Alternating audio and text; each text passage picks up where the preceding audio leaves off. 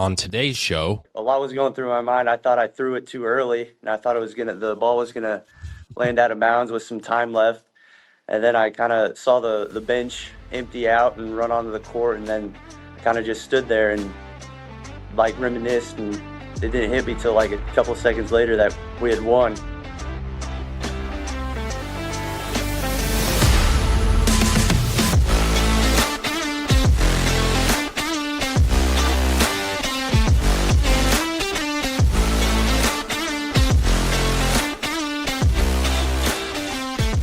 Welcome into the show, Kansas Sports Chatter, statewide high school sports entertainment show streaming on YouTube and wherever you get your podcasts. My name is Cole Reif, and welcome into episode number 60 for a show that started last August to talk about high school sports here in the States.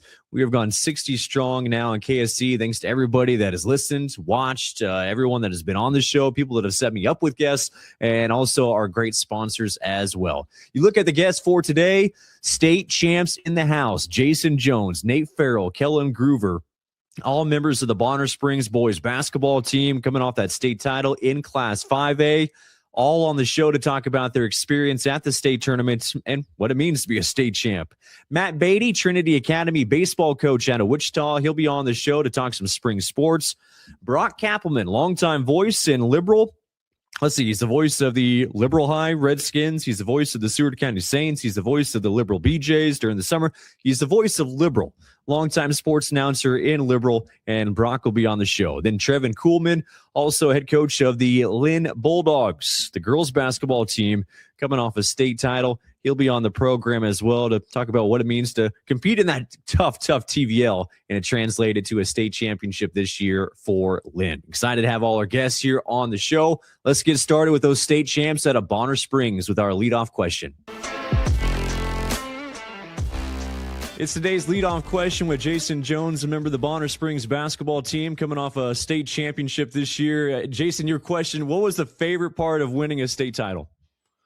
Just the reaction from the crowd and the teammates. We were all hyped, had people knocking over each other, hugging. It was just a great feeling. What was your initial reaction once you realized, okay, yeah, this is happening? What was your initial reaction? Once I saw Kelan throw the ball, I kind of jumped up with my arms out, just excited. And then I ran to the middle of the court and just started hugging people. Going into that game, I mean, playing Kappelmann Carmel in a state title game, and especially, them being two-time defending champs, like what was the mindset like and what were you feeling like going into that game? I was ready to play. We worked for this moment the whole season, and we just had to execute it on the court, and we did so towards the end. Some of the key plays for you, I know a lot of people have seen the highlight of that three-pointer in the final 2 minutes, but what were some of the key plays throughout that game for you? I think towards the end where I got like 2 or 3 steals to get a couple, 6 points. I probably went on like a 6-0 run during steals. I think that was probably a key moment because that really kept us back in the game without them pushing the lead off any further. Down by 11, midway through that third quarter, late third quarter, what was the mindset and just what was said amongst the team at that point? We just had to keep playing, we couldn't give up because if we showed that we were down, then they probably would have extended the lead even more. So we just went on the court, still playing, left it all on the court, and we got a couple stops, and then the lead was back down to 5. I was reading Scott Pass' article on KSHCover.com about getting turkeys. Has that always been a good bowling reference for you guys? Yeah, I think it has. Even during practice, we try to get turkeys. We always aim for 3 turkeys because if you get 3 turkeys and you go down and score, just keep doing it repetitive, then it's kind of, I don't know. Just Is Coach a big bowler, or do you guys any bowlers on the team? I doubt it. I don't think so. Hey, Jason, congratulations. Thank you. That is Jason Jones, member of the Bonner Springs basketball team, with our leadoff question. It's today's leadoff question with Nate Ferrell, member of the Bonner Springs basketball team. And Nate, the question, what was your favorite part of winning that state title? Definitely the reaction and everyone just getting hype at the end. I mean, it was amazing just to see the whole season's hard work pay off when that buzzer went off, and we realized we finally did it, and we finished our goal. What was running through your head when that buzzer did go off? What was your first reaction? I was just happy, pure joy, you know. It was just amazing feeling to see the crowd and my teammates and the comeback. It was just surreal. It was just an amazing moment. Yeah, you talk about that comeback down by 11, late third quarter. Like, what was going through your head, and just like what was the mentality for the team? I wasn't too worried. I knew we just needed to stay posed. I mean, we were never out of the game. They always pushed it to like 10, 13. We always got it back to 5.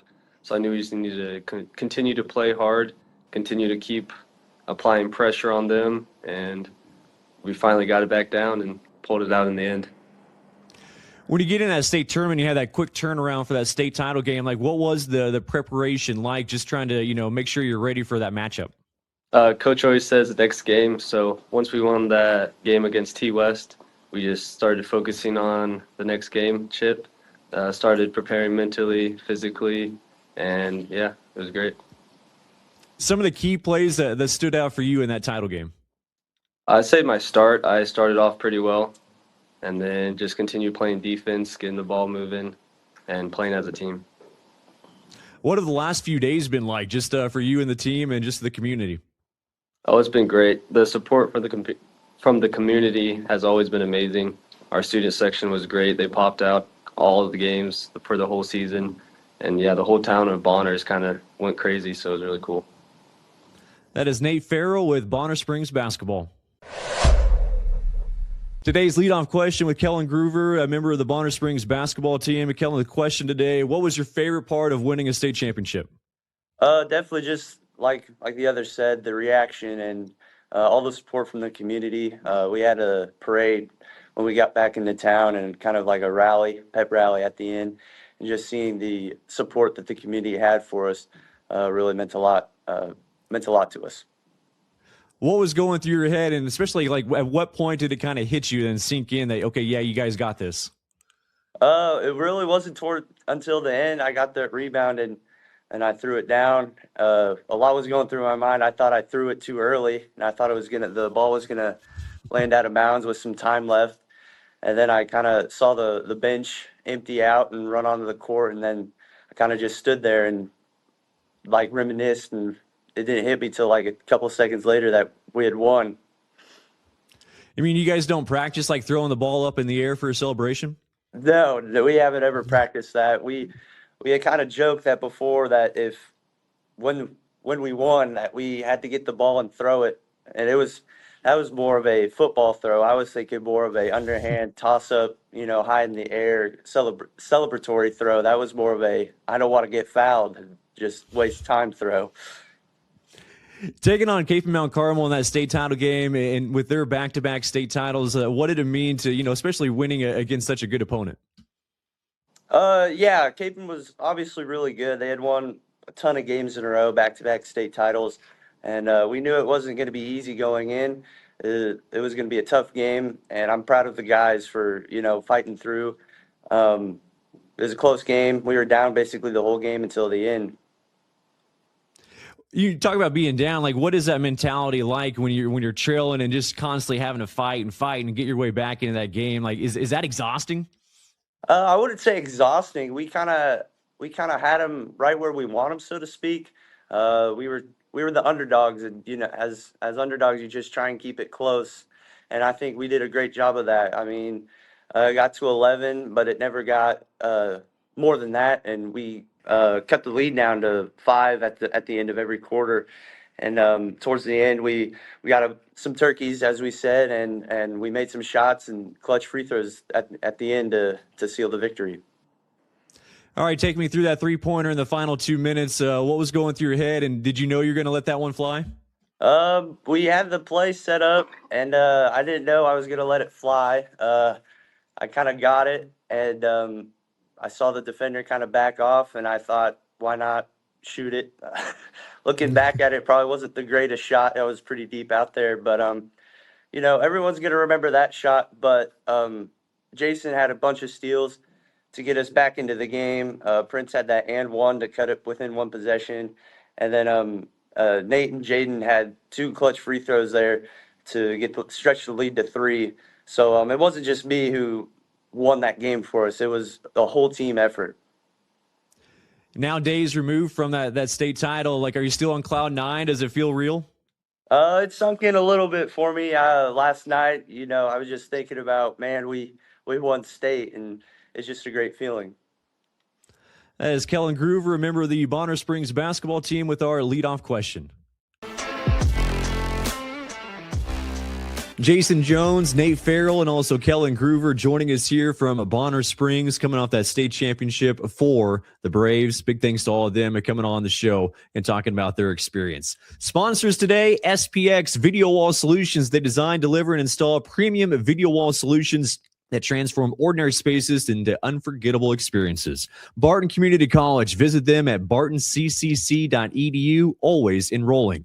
And Wheatland Electric. Let them help you survey, install, and finance a new backup home generator and make life without power a thing of the past. We'll take a break. When we come back, it is time to talk baseball. Matt Baty, head coach of the Trinity Academy baseball team in Wichita.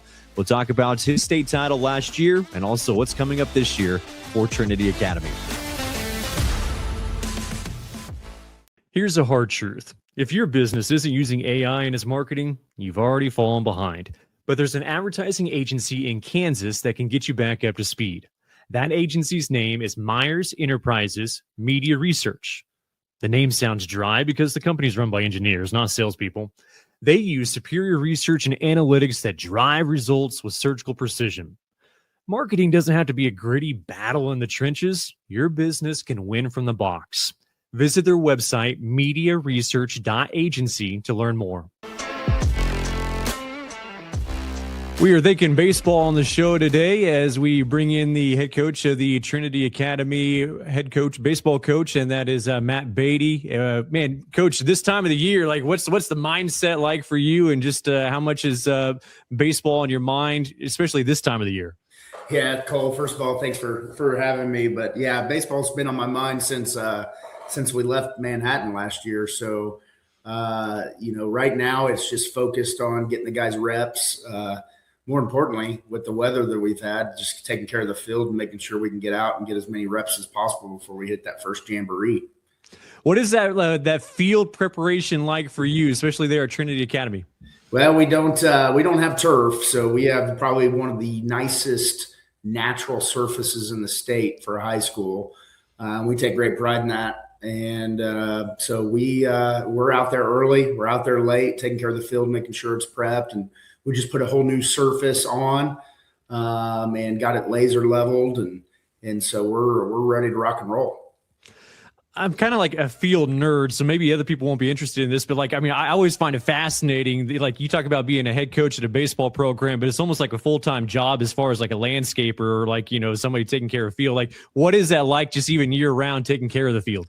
No, it is. I mean, we're fortunate. The previous coach, who's a good friend of mine, Josh Robertson, actually worked on the maintenance team at Trinity. I have a full-time job. I sell insurance for a living, so it's tough for me to get out there on an hourly basis. So when we are out there, we're taking care of it, whether it's fertilizing grass, whether it's cutting grass. We did invest this year into the robot that actually does our striping of our lines and our boxes. That's a huge investment for us just because it takes so much time. And to be honest with you, it's just really hard to chalk a straight line. Yeah. No, I agree. Those robots are pretty amazing. For you, your second season. So we'll talk about that state title from last year here in a little bit, but just year 1 to year 2 as a head coach, what's it been like? Well, year 1 was all about establishing the culture. We had 5 seniors last year, and we started 5 freshmen in our state final game. All of them are back except for one who transferred out. It's been about establishing culture since day one. And like right now we are doing 2 days. We're up in the mornings. The guys are at 6 a.m. We have a group called F3 Wichita, that is investing their time with the guys in the mornings and putting them through a hellacious workout, beat down, if you will, and then pouring into them with a devotional at the end. So that's a part of our established culture, and really pulling in on, the adversity that we're going to face throughout the year. At some point, we're going to be down 5-0 in the 5th inning, and we can't panic. We got to be able to look to our shoulders or to the right or to the left and ask for help from our teammates. And so that's what our culture has been about, and we'll continue to establish that.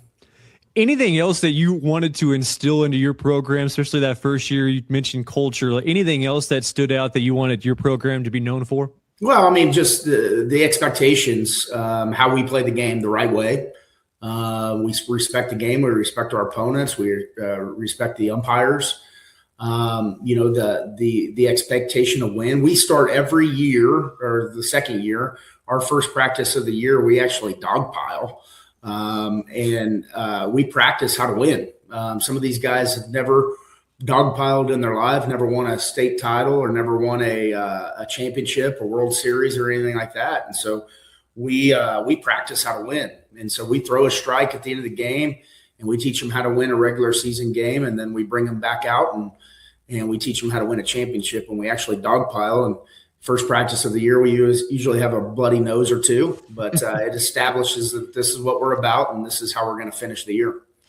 All right, so I got to ask, what's the proper approach to a dog pile? Because you always have, there's one or two guys that are kind of maybe a little lenient, so they don't want to necessarily be on the bottom of the dog pile. Yeah. So, what's your approach to the dog pile? The goal is whoever, usually you're just power driving the pitcher into the ground. And so you try to hit him just like in football, try to hit him as hard as you can. And take just not on his throwing arm though, right? Oh, yeah. Yeah. Okay. Well, at that point, we got 12 months to figure that out. But yeah, no, we have fun with it. The guys, our practices are high intensity, and then we get to end that first practice with some fun, and the guys have always enjoyed that. I know you've been around baseball for a long time, but what excited you about the opportunity there at Trinity Academy? Well, I mean, the tradition that's been there. I mean, they've taken second, I believe, twice. They've been in several state championships. They've just never gotten it across the aisle, or never got it across the finish line. And so the culture there, the facilities. One of my best friends is the athletic director, so I know what he's about. I know the culture of the school, and so that was important to be a part of, so it's a special place. It really is. We are a middle of the road size 3A institution, and what's awesome about it is most of our athletes play 2 to 3 sports because you have to at Trinity. We need you to, and so we have I have kids that, for example, I have one senior this year. And he's a track star and a football star. He's never played baseball. Last year was his first year as a junior to play, and he courtesy runs for me. I got another kid that hasn't played since he's 8. I have another sophomore, and he's a sophomore. I have another sophomore that's never played baseball. His junior year was his first year. But those are glue guys. Those are guys that are in their dugout cheering our guys on and keeping charts and learning the game. And hopefully by the time they're juniors and seniors, they'll be able to produce. Matt Baty joining us here, head coach of the baseball program at Trinity Academy in Wichita. You talk about those new guys getting in there and playing for the first time, at least organized baseball.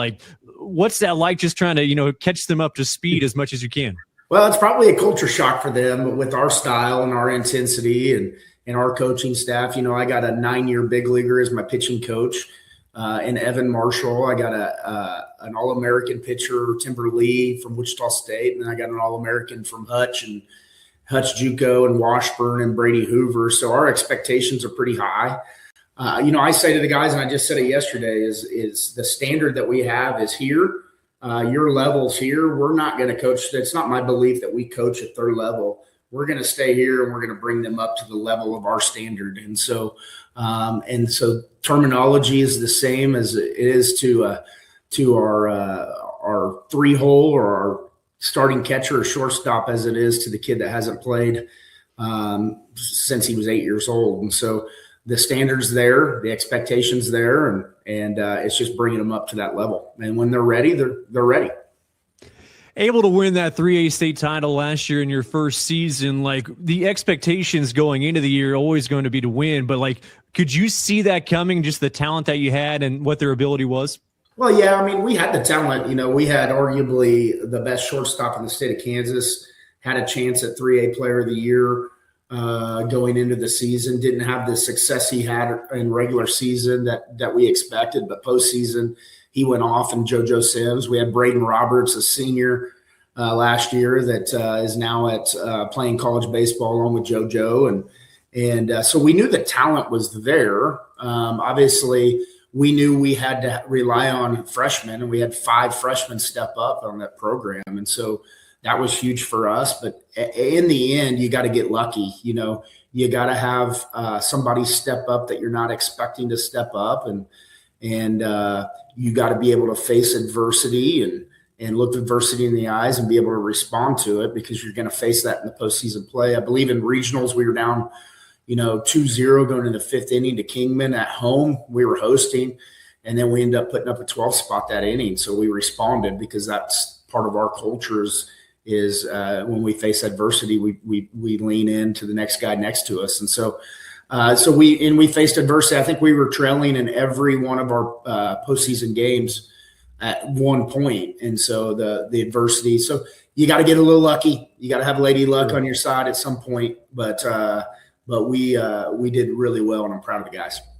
You win that state title in your first year. I mean, the bar is set really high. Like they probably expect that every year now at Trinity Academy. Yeah, it's all downhill from here, brother. But no, that is our expectation here. No matter what, tradition doesn't graduate, and we've had strong tradition here. We expect to win. We have the young group of guys. I have one senior, I have 3 juniors, and the rest are freshmen and sophomores. Wow. And so the future is bright. This is probably going to be our toughest year. If I could look out, over the horizon over the next couple of years, this is probably our most challenging year over the next 3 or 4 years. If we can get over this hump and face that adversity well, we have a chance to do something special this year and beyond. I see the Mass Street shirt. So what was your playing experience like at KU? It was special. I had an opportunity to play for Coach Price. I was a freshman his first year, roommates with his son Richie and Ryan Price. Got an opportunity to play with my brother for 2 years there. What a special place that Lawrence is, and the baseball program is up and coming. We had a small part in that and winning a Big 12 tournament title. But what a special place. And then in the shadows of Allen Fieldhouse, where the ballpark is, and the football program was pretty fun to watch with Mangino when I was there. And then it's just a special place. And so I learned a lot, and I've taken a lot of what we do, what we did there, to what we do today, and the teaching moments. So it's a special place, and always going to be special to me. I think there's a number of guys that, maybe have the opportunity to play with their brother, like at the high school level, but playing, at a Division I college for baseball with your brother, like, what was that like? It's funny because we were totally 2 different types of players. I'm 5'11" in cleats. My brother's 6'5" without cleats. And so we're totally 2 different guys. And I was a leadoff guy. He was a 3-hole. I was a middle infielder. He was a first baseman. He was a power guy. I was a singles guy. I argue that I was faster than him. But it was to have 2 different styles of play, playing on the same team as brothers was pretty cool. And then just the experience, the travel, the brotherhood. You're forced to grow up a little bit earlier when you have a brother there. He's kind of always watching your back and making sure you're not being stupid freshmen. But then, there's the funny stories of going to A&M And I can remember the student section, there's 4,000 students above our dugout, and I'm leading off, and I'm nervous because they just played Thunderstruck for their warm-up song. And I swing and miss through the first pitch fastball, and the place is silent, and all I hear is nice swing for a little bitty Baty. And my brother's in the 3-hole just laughing, crying, and dying. So those are fun stories that we share. And ever so often I hear nice swing for a little Baty. So it's fun, the nice little jabs that we have back and forth about who was better. Fun stories. Hey, Coach, appreciate the time and best of luck as the season gets close. Cool. I appreciate your time.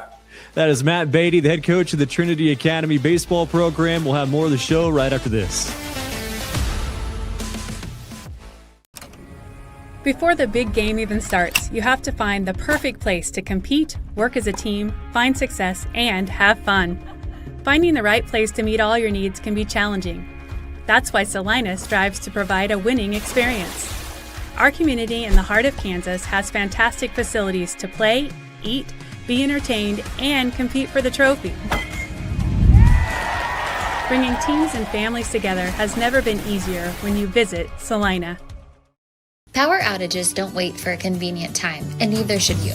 Right now is the perfect season to invest in a standby generator from Wheatland Electric Cooperative. With low monthly payments and special financing for co-op members, reliable backup power is more affordable than you think. We'll help you survey, install, and finance a Generac standby generator, all with professional installation you can trust.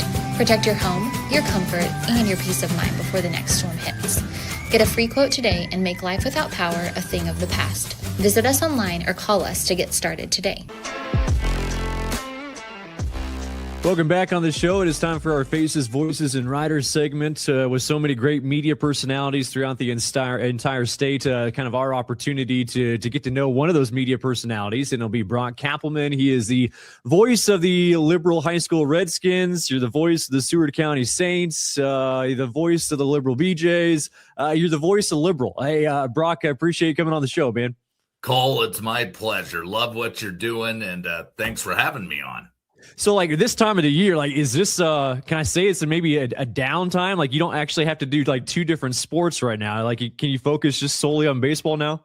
Yeah, there is kind of that countdown that goes on in basketball season. You have the two high school teams, the girls and the boys, and the two college teams, the men and the women. And then, okay, we're down to 3, we're down to 2, we're down to 1. And believe me, I wish I was figuring out a way to go to Lake Charles or getting ready to go to Hutchinson.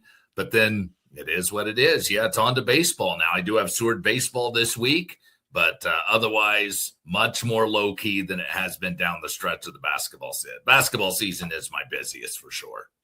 So you've been in Liberal, since the late 1990s? Yeah, 1998. Graduated from KU in December of 97 and came straight out here in January of 98.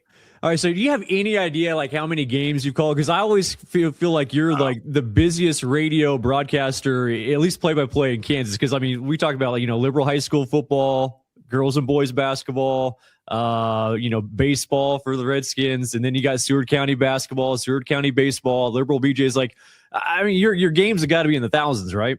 Yeah, it has to be. I don't know that number, but I do think that I could write a chapter of a book at every town where I broadcast. I could sit here and talk with you probably for hours about experiences in Great Bend with Barton and with Great Bend High School and even Great Bend Batcats and with Colby and Coffeyville and El Dorado and Hayes and Dodge City, Garden City, so on and so forth. So I don't know that number. We did have our station celebrated our 75th year here a few years ago, and it coincided with my 25th year. So my boss actually did come up with that, but I've lost track. For you, like, you mentioned going to KU. Like, so, like, was that always the goal to be a play-by-play broadcaster? Pretty much was. I was the kid who would be in the backyard. I'm sure my parents worried about me.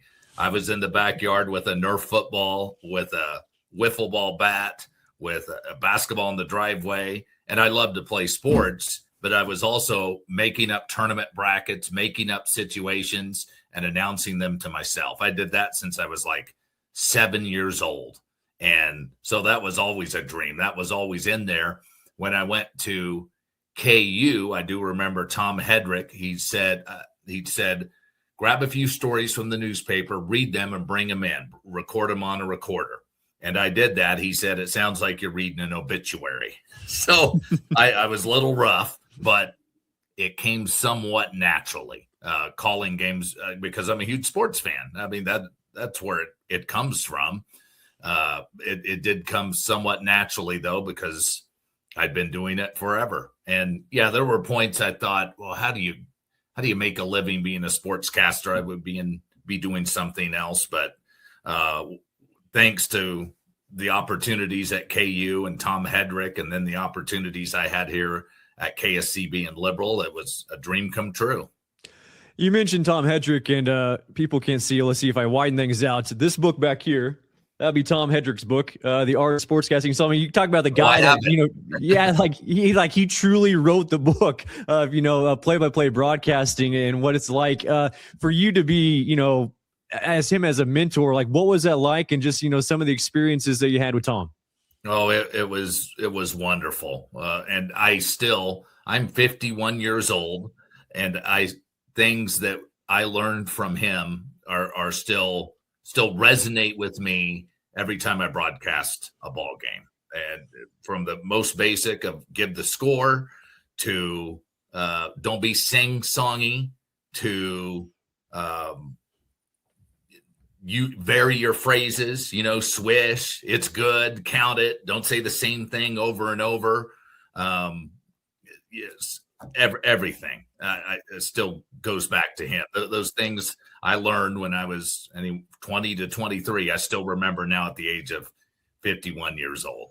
So, what was the talent like at KU when you were going there? You talk about, one of the, bigger journalism programs, not only in the state, but even the country now. Like, what was it like when you were there?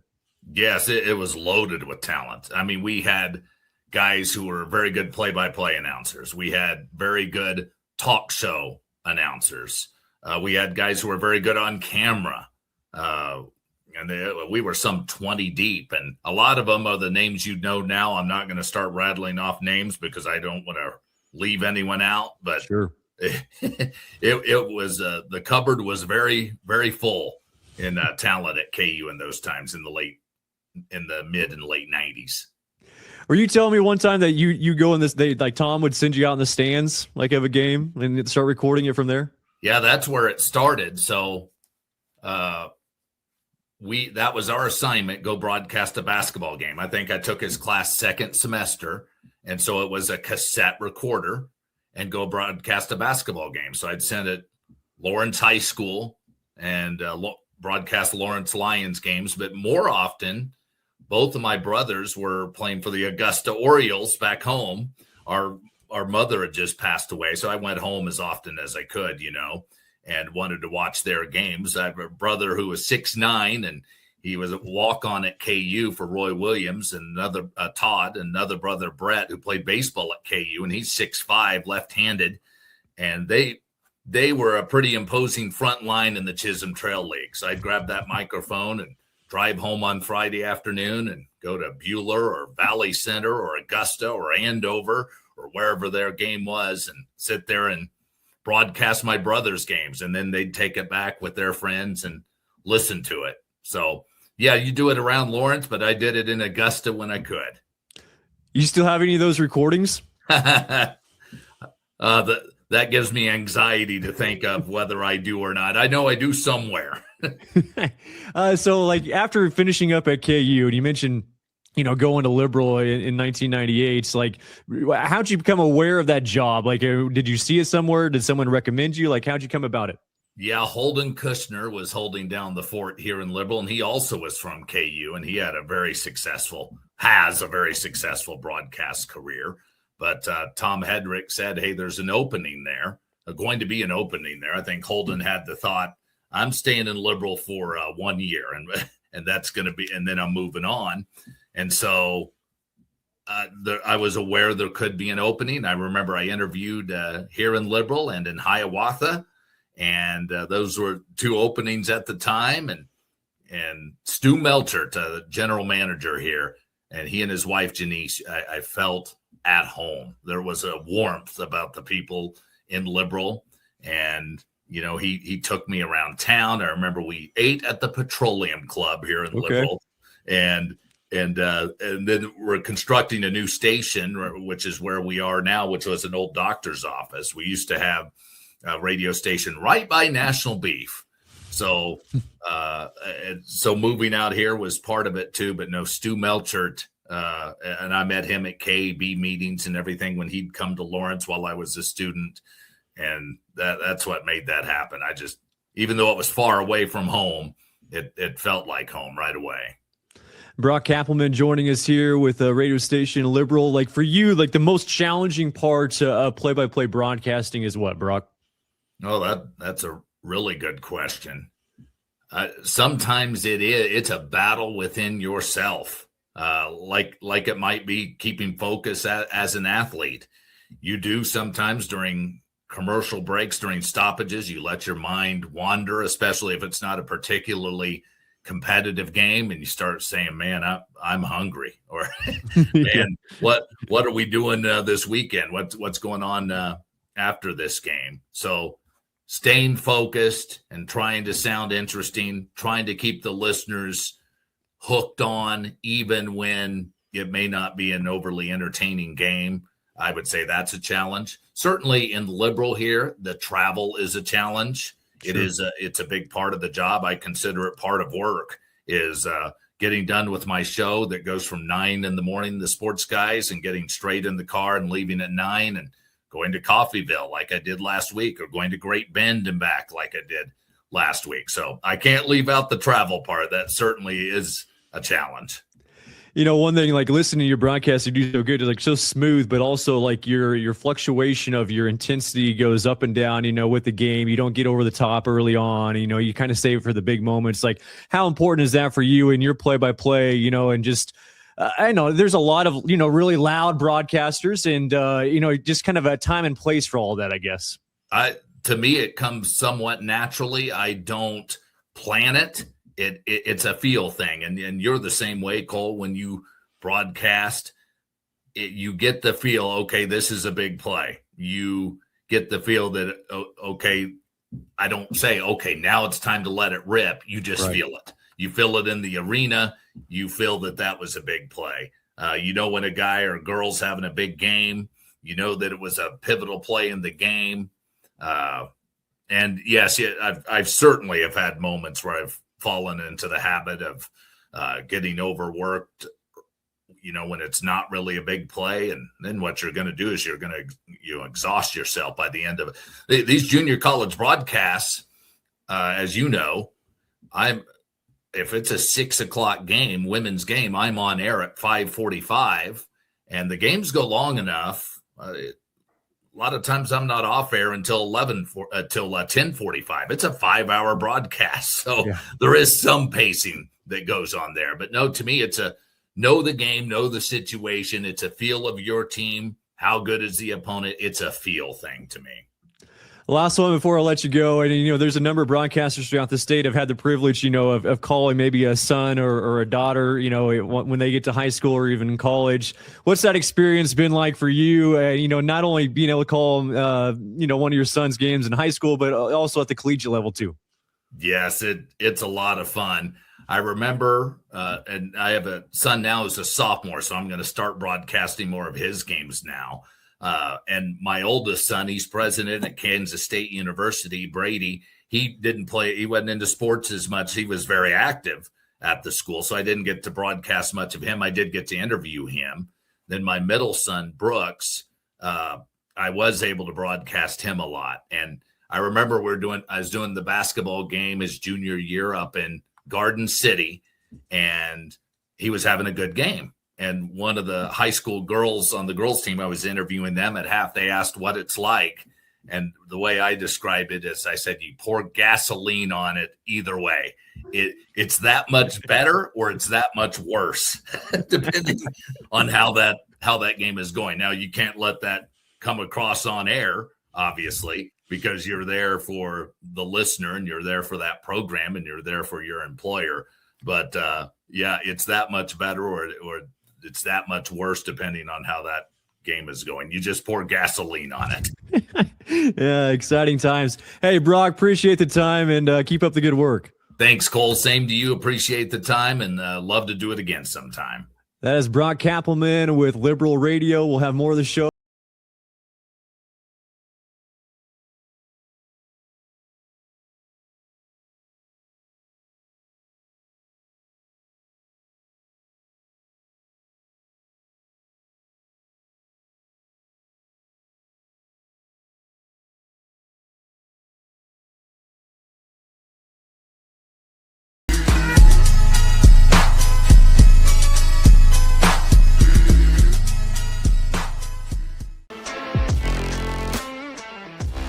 Welcome back on the show for Kansas Sports Chatter, streaming on YouTube and wherever you get your podcasts. We bring in our next guest, Trevor Kuhlman, the head coach of the Linn girls basketball team, coming off their state championship. Like, how does that sound, Coach? Has that kind of sunk in for you? Yeah, still trying to process the whole thing. And honestly, I woke up yesterday thinking, yeah, we got to get back to basketball practice today. So, it's been a surreal thing, but I think probably later on it'll really truly hit me. I don't know if I really have words to describe what I'm feeling right now.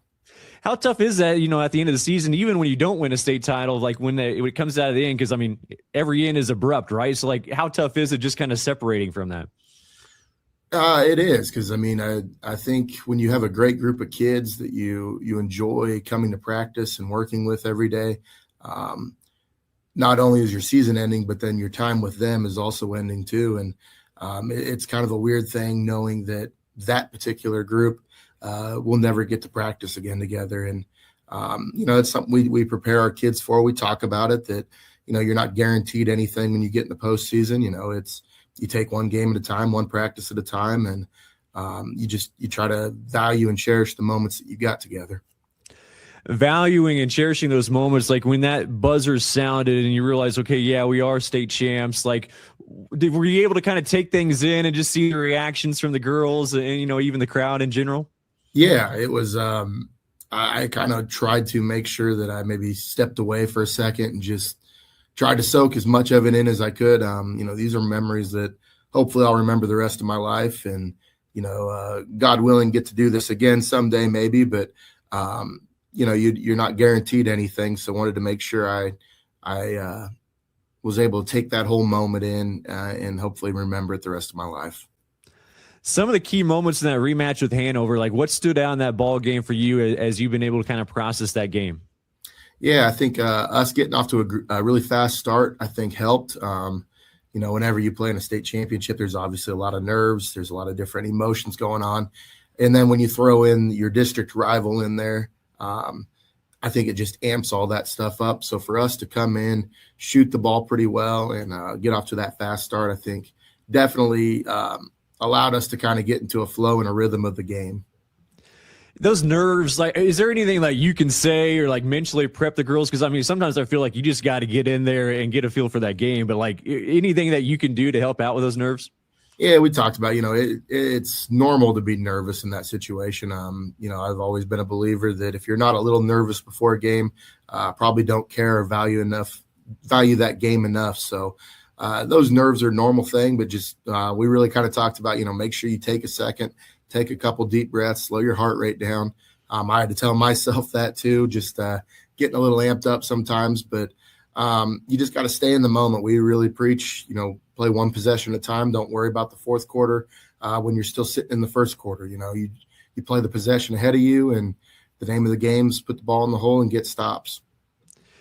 Playing Hanover, and like you mentioned, rival, and you knew a lot about them. So the preparation, I imagine, wasn't as intense, for a state title game, knowing that you had the background. But like at the same time, like, do you try to change anything? Okay, can we show them something different from the previous matchups, or you just roll the ball out there? We kind of rolled the ball out there, if I'm being honest. We felt we played them, I think, right after Christmas, lost by 6 at their place. Had a couple girls that were sick or coming off sickness and didn't feel we were quite at full strength. So kind of wanted to take our chances of, put our team out there and figure out which team was really the better team. For us, I'll be honest, I think defensively, we maybe played 1/4 of zone all year. The name of our MO is, play man defense, pressure people, and try to just speed you up. And that's what we do. And, our girls play really hard when we play man. So that was something we were going to ride or die with. A lot has been said about, the TVL and just the toughness. And I love your guys' tournaments. And it's exciting to follow because you guys have so many good, talented programs. But when you get to that state tournament as a coach, would you rather see somebody else from a different part of the state? Or I know the intensity is there when you play those games, but would you rather see somebody else? Yeah, that's a tough one because, when you play a league opponent, you at least know kind of what you're walking into and what you're getting out of it. Obviously variety is a good thing. We try to make sure when we schedule, we challenge ourselves the best we can and play good teams. But it's kind of gotten to the point that we know if we make the state tournament, there's probably another TVL school sitting there waiting for us. So you got to be prepared to play anybody, honestly, at that point. Trevor Kuhlman joining us, head coach of the Linn girls basketball team coming off their state championship. So when you arrived back in 2019, did you feel like, right away, like you had the pieces that you needed and just kind of the support that you needed to eventually get to this point? I felt the potential was there. It was something that we needed a little bit of work. It was a program that had won 4 games the previous year, and 3 of those games were against the same opponent. I think we were down to 5 or 6 girls were going to come out. Kind of got here, numbers seemed to jump. Kids started kind of buying into some things, and it's been a process. And truthfully, it started with our buy-in and our summer stuff, like kids coming to summer weights, summer workouts. It's really been a full shift of the culture over a 7-year period. The culture we have now is nowhere close to probably what we walked into when we started this. And it's not just me. I've been blessed to have a lot of really good assistant coaches here. Had a lot of just our other head coaches, like our volleyball coach, our boys basketball coach. Those people are also very bought into what we're trying to build here. And when you get multiple voices across multiple sports, I think that helps when everybody's moving in the same direction. Yeah, building up that culture, is that kind of a day-by-day process? Because, how do you're hitting the streets, getting more numbers out there? What was it like for you in the early going? Early on it was take whatever we can get and try to just mold that into what we maybe saw the vision of our program. The foundation of everything we do, whether it's basketball, football, volleyball, I feel like one thing we've instilled in our kids is you have to play with a chip on your shoulder. You kind of always take on that underdog role, even if maybe you aren't on paper. And you kind of have to play like you have something to prove. And I feel like our kids have really, truly embraced that. And, it's been across the board. It's been a process, and it started clear back in junior high. The thing with this group, I don't think they ever finished above 3rd or 4th in our league tournament. And so it's not like we just got lucky and all of a sudden had a really great group that was winning all the time. These kids have truly bought in and they understand that you have to put the work in if you want to be good. Well, and you talk about putting the work in because now, that girls program just in general across the board, the success with the volleyball team and now obviously with the basketball team, that's got to be fun and rewarding, seeing all that work that you put in these last 7 years. And like you said, so many others that have helped along the way, but man, it's got to be rewarding to see that. Yeah, absolutely. And it kind of reiterates what you're preaching to those kids that, if you do work, you will be rewarded. And the cool thing for me over this time period is, also as the football coach is I get to see it trickle to our boys programs now. And our boys are starting to kind of get that mentality about them that, hey, we're going to fight and we're going to claw and we're going to be rewarded for the work we're putting into it. What's that transition like for you, guiding the football team and then switching over to winter sports? So this year was kind of an interesting one because we were fortunate enough to make it all the way to sectionals.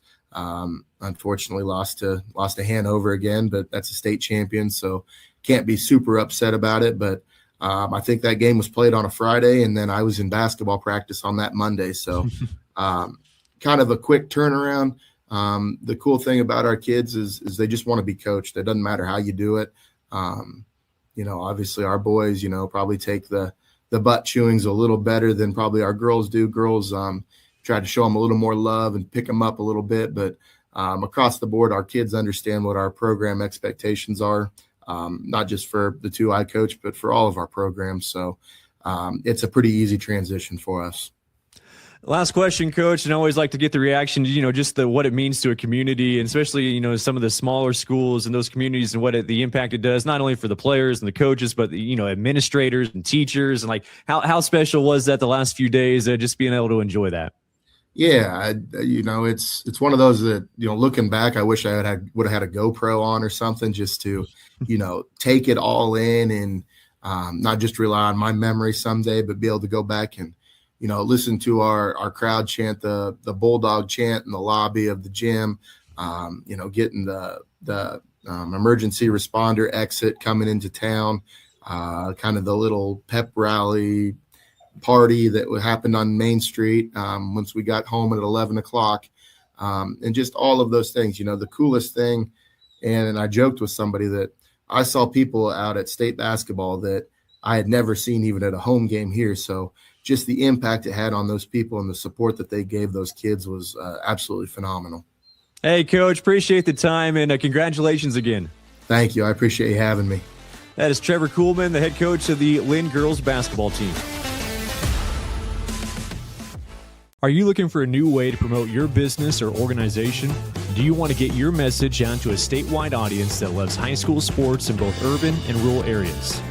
Kansas Sports Chatter has advertising opportunities from commercials, sponsoring specific guests, product placements, and even a premier sponsorship. Let Kansas Sports Chatter promote your brand. Contact ksportschatter@gmail.com for more advertising details. That's ksportschatter@gmail.com. Come join the chatter.